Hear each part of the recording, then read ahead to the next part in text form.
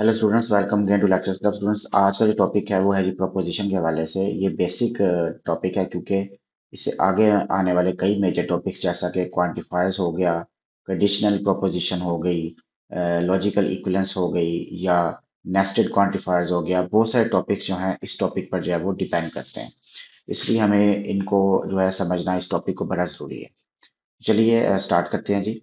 तो प्रोपोजिशन जो है उसकी डेफिनेशन से स्टार्ट करते हैं।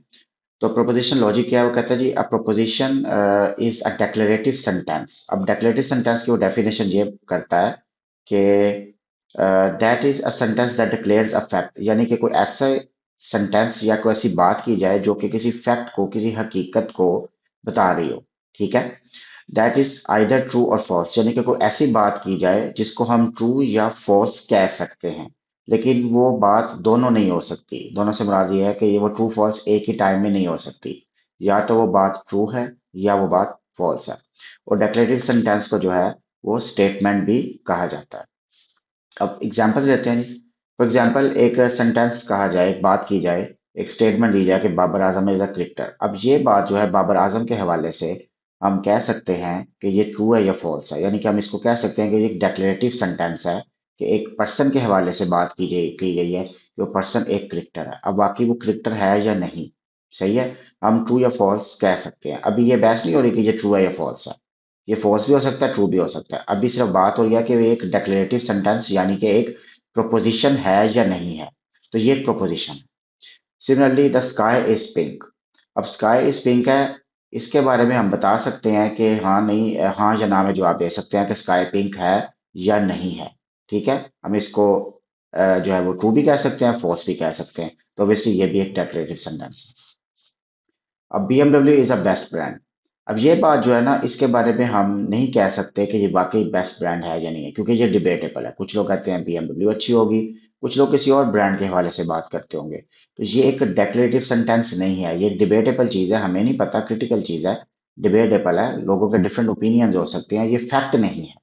क्लियर? ये फैक्ट नहीं है कि BMW एक बेस्ट ब्रांड है। सिमिलरली 2 + 3 = 5, ये तो फैक्ट है ना कि 2 में 3 ऐड करें या 3 में 2 ऐड करें तो 5 के इक्वल ही आएगा। तो ये एक डेक्लेरेटिव सेंटेंस है। Sun rises from the west, हमें पता है कि सन जो है वो ईस्ट से आता है, वेस्ट से नहीं आता। तो ये भी एक डेक्लेरेटिव सेंटेंस है। Similarly politician is innocent. अब पॉलिटिशियन इनोसेंट है या नहीं है, ये भी एक डिबेटेबल चीज है। कुछ लोगों के हवाले से वो इनोसेंट होगा, कुछ लोगों के हवाले से वो इनोसेंट नहीं होगा। तो हम ये नहीं कह सकते कि ये एक डेक्लेरेटिव सेंटेंस है। व्हाट आर यू डूइंग, इसके बारे में हम क्या कहें कि यस और नो तो आंसर नहीं कर सकते। तो ये भी एक डेक्लेरेटिव सेंटेंस नहीं है। अब डेक्लेरेटिव सेंटेंस की कोई ट्रुथ वैल्यू हो सकती है, यानी कि उसको ट्रू या फॉल्स कहा जा सकता है। जैसे मैं कहूँ कि Babar Azam is a cricketer, तो ये ट्रू है, तो इसकी ट्रुथ वैल्यू ट्रू हो जाएगी। स्काई इज अ पिंक, हमें पता है कि ये बात तो गलत है, तो हम इसको फॉल्स कह सकते हैं। अब देखिए कि जो स्काई इज पिंक है, ये एक ही टाइम में ट्रू या फॉल्स नहीं है। या तो ये बात ट्रू होगी या ये बात फॉल्स होगी। तो यही वो ऊपर कह रहा है कि डेक्लेरेटिव सेंटेंस एक ऐसा सेंटेंस है दैट इज आइदर ट्रू और फॉल्स, यानी कि या तो वो ट्रू है या फॉल्स है, लेकिन वो दोनों नहीं है। ऐसा नहीं है कि ट्रू या फॉल्स है। तो BMW के वाले से कुछ लोग कहेंगे ट्रू है, कुछ लोग कहेंगे फॉल्स है। तो ये फिर डेक्लेरेटिव सेंटेंस नहीं है। 2 + 3 = 5, इसके बारे में सभी कहेंगे कि ट्रू है। सनराइज फ्रॉम द वेस्ट, सब कहेंगे ये फॉल्स है। पॉलिटिशियन इज इनोसेंट, कुछ लोग कहेंगे ट्रू है, कुछ लोग कहेंगे नहीं जी ये ट्रू नहीं है, गलत बात है। तो हम इसको भी नहीं कह सकते। व्हाट आर यू डूइंग, इसके बारे में हम क्या आंसर करेंगे, ये एक प्रोपोजिशनल लॉजिक है या नहीं है। अब आगे चलते हैं जी। इसी तरह कोई बंदा कहे कि Washington DC is the capital of United states of America. अब हम बता सकते हैं कि वाकई अमेरिका का कोई कैपिटल है, उसका नाम क्या वॉशिंगटन डीसी है या नहीं है। हम यस और नो में आंसर कर सकते हैं। तो ये भी एक डेक्लेरेटिव सेंटेंस है।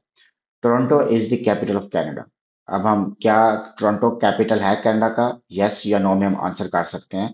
लिहाजा ये भी एक डेक्लेरेटिव सेंटेंस है या प्रोपोजिशन है। सिमिलरली 1 + 1 = 2, बिल्कुल 1 + 1 = 2 ये फैक्ट है, तो हम इसको ट्रू या फॉल्स कह सकते हैं।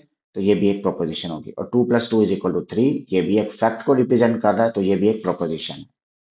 सिमिलरली ये सेंटेंसेस देखेंगे, व्हाट टाइम इज इट। अब हम इसको ट्रू या फॉल्स क्या कहेंगे, तो ये डेक्लेरेटिव सेंटेंस नहीं है। रीड दिस केयरफुली, ये भी नहीं है।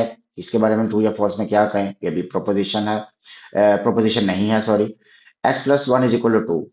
अब देखिए हमें x की वैल्यू नहीं पता कि x की वैल्यू क्या है। जब तक हमें एक्स की वैल्यू नहीं पता चलेगी तब तक हम नहीं कह सकते कि ये प्रोपोजिशन है। ठीक है, तो लिहाजा ये भी प्रोपोजिशन नहीं है। इसका कॉन्सेप्ट आगे आने वाले लेक्चर में आएगा कि अगर इस तरह की कोई स्टेटमेंट हो तो उसको प्रोपोजिशन पहले बनाना पड़ता है, देन इसको बताना पड़ता है कि ये ट्रू है या फॉल्स है। तो ये भी प्रोपोजिशन नहीं है। इसी similarly x plus y is equal to z करेंगे तो हमें नहीं पता कि ये एक्स और वाई की वैल्यू क्या है तो जेड की वैल्यू क्या होगी। तो ये भी एक क्या कह सकते हैं आप कि प्रोपोजिशन जो है वो नहीं है, क्योंकि इनके बारे में हम ट्रू या फॉल्स नहीं कह सकते। अब नगेशन क्या होती है? किसी भी प्रोपोजिशन को डिनाई करना या उससे उलट बात करना, वो उसकी नगेशन है। कहता है कि लेट पी बी या प्रोपोजिशन, कोई हमने कोई बात की है, ठीक है। द नेगेशन ऑफ पी, यानी कि इस पी की जो उल्टी बात है, नेगेशन वाला में उससे उलट बात कर देना, निगेट कर देना, ठीक है। डिनोटेड बाय, ये इसका सिंबल है, ठीक है। ऐसे करके सिंबल लगा के पी लिखते हैं या पी के ऊपर बार लगा दें, एक ही बात है।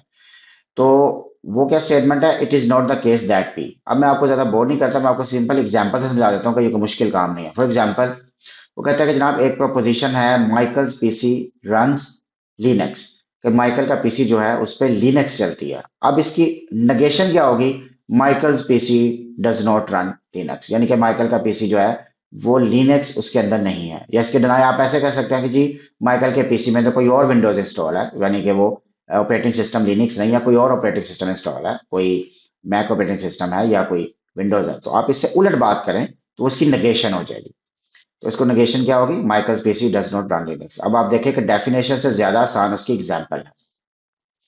सिमिलरली, अगर कोई ये बात करे कि वेंडेनास smartphone has at least 32 GB of memory, तो कहना चाह रहा है कि जो वेंडेनास का स्मार्टफोन है उसकी जो मेमोरी है वो कम से कम 32 GB है, यानी कि कम से कम 32 GB है, उससे ज्यादा भी हो सकती है।